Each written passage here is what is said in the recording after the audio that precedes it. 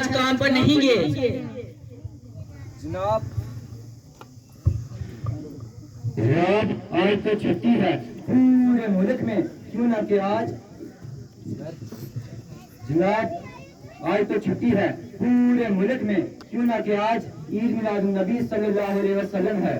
اچھا تو ماشاءاللہ آج آپ عید منا رہے ہیں؟ جی ہاں، آپ نہیں منا رہے ہیں کیا؟ ہمیں تو صرف دو ہی عیدوں کے بارے میں معلوم ہے، ایک عید الفطر اور دوسری عید الاضحیٰ۔ ارے بھائی یہ بھی تو عید ہے۔ اچھا جناب یہ بتائیں کہ اس عید کی نماز پڑھنے کہاں گئے تھے؟ بھائی اس عید کی نماز نہیں ہوتی۔ تو پھر یہ کیسی عید ہے؟ اصل میں آپ لفظ سے دھوکھا کھا رہے ہیں اور آپ کے ذہن میں یہ سوال آ رہا ہوگا کہ اگر یہ عید ہے تو پھر جس طرح دوسری عیدوں کی نماز پڑھتے ہیں اس طرح اس دن کیوں نہیں پڑھتے؟ جی کچھ ایسا ہی ہے۔ آپ پہلے لفظ کا مطلب سمجھ لیں، پھر آپ کو بات سمجھ میں آئے گی۔ عید کا مطلب ہے جس دن خوشی کا اظہار کیا جاتا ہے اور جس دن خوشی منائی جاتی ہے اور اللہ تبارک و تعالیٰ کی نعمتوں کا شکریہ ادا کیا جاتا ہے، اسے ہم عید کہتے ہیں۔ جی یہ تو ٹھیک ہے، مگر عید میلاد النبی صلی اللہ تعالی علیہ وسلم کا کیا مطلب ہے؟ جی بھائی، میلاد عربی میں پیدائش کو کہتے ہیں، جس طرح انگلش میں برتھ کہا جاتا ہے، تو عید میلاد النبی کا مطلب ہوا نبی کی پیدائش کی خوشی، جسے ولادت مصطفیٰ، جشن ولادت، میلاد مصطفیٰ وغیرہ جیسے الفاظ سے یاد کیا جاتا ہے، کہیں نعت کی صورت میں تو کہیں بیان کی صورت میں، اور ان تمام کا مقصد عظمت مصطفیٰ صلی اللہ علیہ وسلم ہے۔ اچھا جو لوگ میلاد منانے والوں کو غلط کہتے ہیں اور اعتراضات کرتے ہیں، اس کا مطلب وہ خود غلطی پر ہیں۔ اصل میں میلاد کا نہ کوئی مسلمان انکار کر سکتا ہے اور نہ ہی کسی کو منع کرے گا۔ ویسے بھی ہر عقل رکھنے والا شخص اس بات کو سمجھ سکتا ہے کہ ہر امتی پر اس کے نبی کے حقوق ہوتے ہیں، ان میں سے ایک یہ بھی ہے کہ ان کی یاد منائی جائے، ان سے محبت کی جائے اور ذکر خیر کیا جائے۔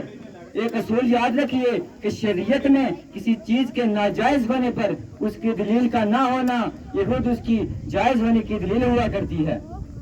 اچھا جناب یہ بتائیں کہ حضرت محمد صلی اللہ تعالیٰ علیہ وسلم اور دیگر انبیاء و مرسلین اپنی قبروں میں زندہ ہیں یا کہ نہیں؟ دور حاضر میں ہم نے کچھ لوگوں کو یہ کہتے ہوئے سنا ہے کہ جو اس دنیا سے چلا جاتا ہے وہ مر کے مٹی میں مل جاتا ہے، چاہے وہ نبی ہو یا امتی، پھر اسے حیات نہیں ملتی، جیسا کہ مولوی اسماعیل صاحب کی کتاب تقویۃ الایمان میں لکھا ہے کہ انبیاء و اولیاء مر کے مٹی میں مل گئے۔ اس کے بارے میں آپ کا کیا خیال ہے؟ استغفر اللہ، معاذ اللہ ثم معاذ اللہ۔ بھائی یہ گمان کرنا کہ انبیاء اکرام مر کے مٹی میں مل گئے ہیں، ایسا عقیدہ رکھنا ایک مسلمان کو ایمان سے خارج کر دیتا ہے۔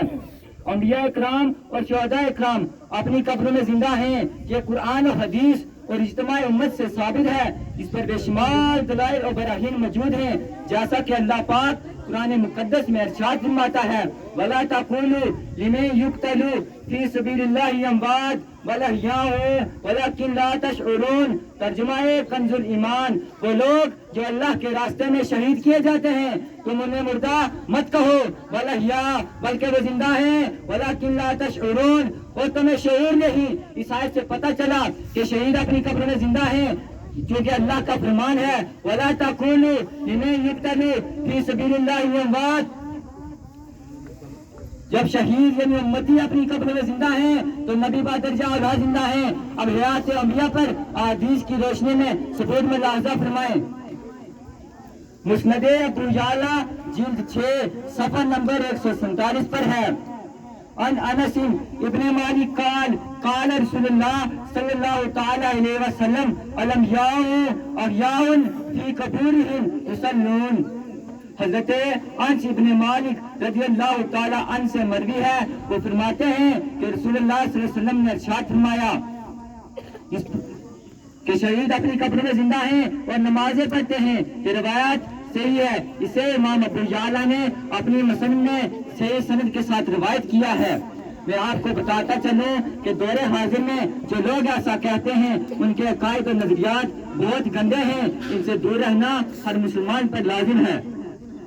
आपका बहुत बहुत शुक्रिया। आपने हयात नबी सल्लल्लाहु अलैहि वसल्लम के ताल्लुक से दलाइल व बराहीन के साथ जो बात देकर मेरे दिमागी हतरात को दूर करके रोशन मनव्वर किया, और ये बात भी रोज़े रोशन की तरह वाज़ेह हो गई कि जो लोग ऐसी सोच रखते हैं वो बद मजहब नबी करीम सल्लल्लाहु अलैहि वसल्लम और सहाबा किराम रिज़वानुल्लाहि अलैहिम और सल्फ़े सालिहीन के बड़े बेअदब व गुस्ताख और हयात नबी सल्लल्लाहु अलैहि वसल्लम के मुनकिर हैं। आज की इस अजीम शान बज़म में हम अल्लाह तबारक व तआला से दुआ करते हैं कि रब्बे कायनात हमें